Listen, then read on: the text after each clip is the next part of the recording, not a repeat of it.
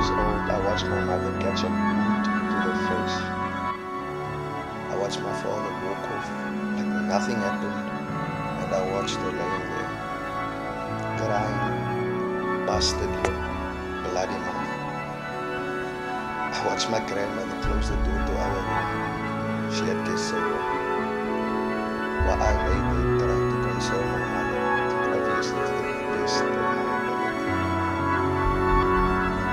This was my first time being exposed to gender-based violence, but unfortunately it wasn't my last. And I know that my story isn't an isolated one, but one of many, and that's just the sad reality of it. The domestic violence I had to witness my mother experience while growing up traumatized me as a child. And my mother stayed with him till death had them part. She stayed with him for the sake of my siblings and I, but I hated that. I hated him and what he had done. Because see, I was the oldest.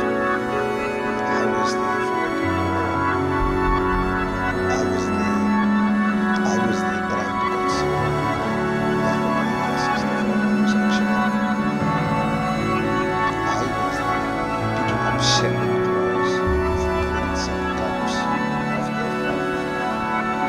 I was the one who was there, always trying my best to conceal my pain until I couldn't take it any longer. I really think I was 15. At 15, I was getting into physical fights with my father. Physical fights because of all of the years of pent up anger of watching him abuse my mother and then burst forth in fits of uncontrolled rage. That's why I feel like GBV it's a poison to society. It produces broken homes, which in turn produces broken individuals. Because more often than not, we learn to just live. We live with it. We tolerate it. We don't speak about it because what would the people say?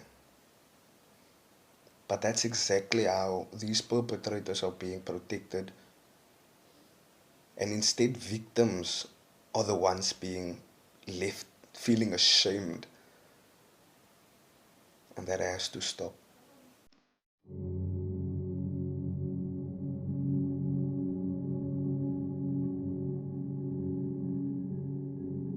Hello everyone, my name is Kyle Adams, and today I will be speaking about gender based violence and how it affects me as a teenage girl. As a teenage girl, I strongly believe that gender based violence is unacceptable and it has no place in society. I believe that every individual needs to be treated with respect and dignity regardless of their gender. Gender based violence undermines this fundamental right and perpetuates inequality. I strongly believe that social media and technology play a big role in preventing gender based violence. And I'll give you my reason why I say so. The role of social media and technology in gender based violence is complex. While these platforms can be used to spread awareness and support survivors, they can also be used to prevent harassment and violence. Us as teenagers need to be aware of online safety and how to navigate these challenges. For teenagers who have experienced gender based violence, healing and recovery can be very crucial. Access to counseling, therapy, and support groups can help them process their experiences and rebuild their lives. I believe that if we stand together, we can stop gender based violence for good and for all. If we stand together, we can motivate each other and create a more safer space for us teenagers and to prevent gender based violence is one of the main focuses right now in our economy. I hope that my message touched all of you tonight. So, if you know of someone that's suffering of gender based violence or who is a victim, please come forward and help them, because they may not have the courage to do so, because people who suffer or who are victims of gender based violence always feel scared to come forward for themselves because they are scared that it might happen to them again. So, with your help, we can decrease the rate of gender based violence in our country. Hi there, I'm a special needs teacher and I work with children who have been through very traumatic experiences, and there are lots of ways that they can be through traumatic experience: exposure to violence, early childhood trauma, abandonment, intimate issues, sexual violence, loss of a cared one, or substance abuse in their families.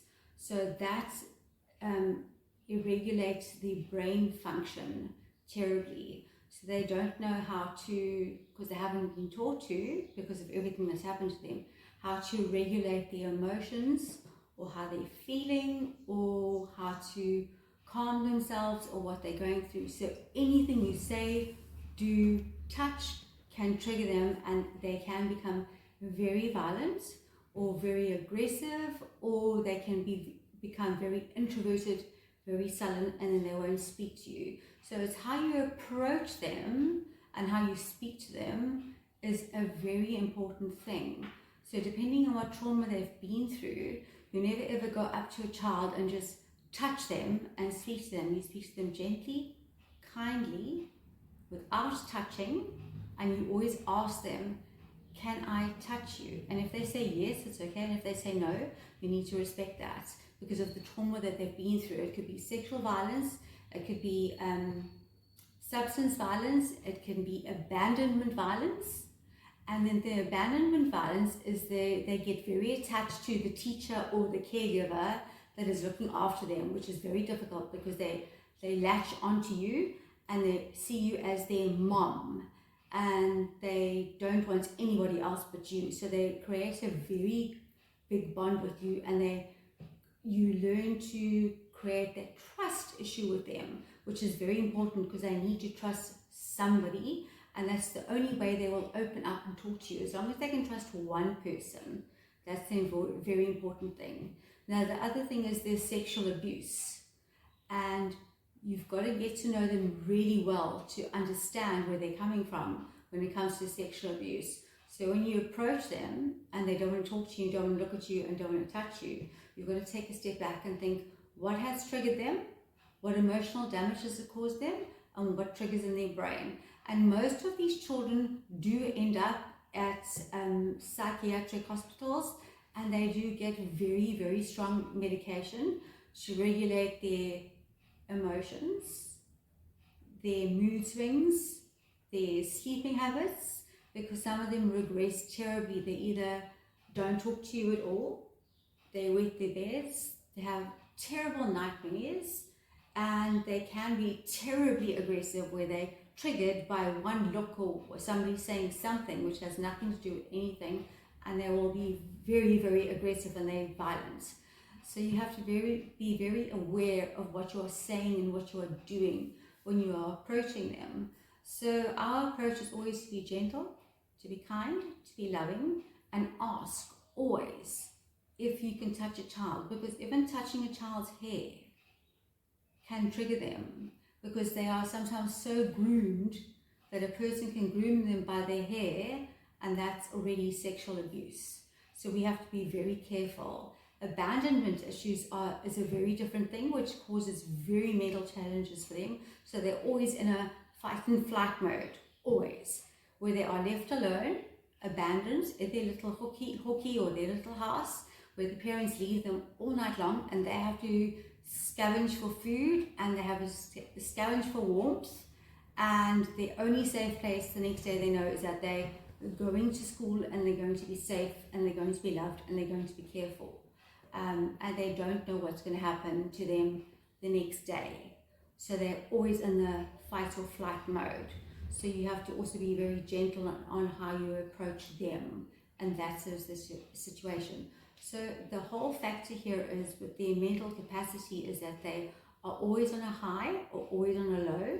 Some children are already at the age of 12, 13, even younger, 8, already on substance abuse because they cannot get through the day because of the trauma that they've experienced or the trauma that they're going through, so they can cope.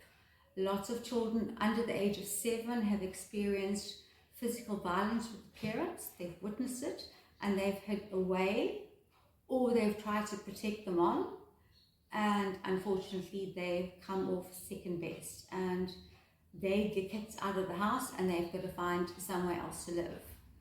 And to them that's abandonment, which is a big issue. Is why am I rejected? Why am I not loved? Why is my stepdad or my dad loved more than I am?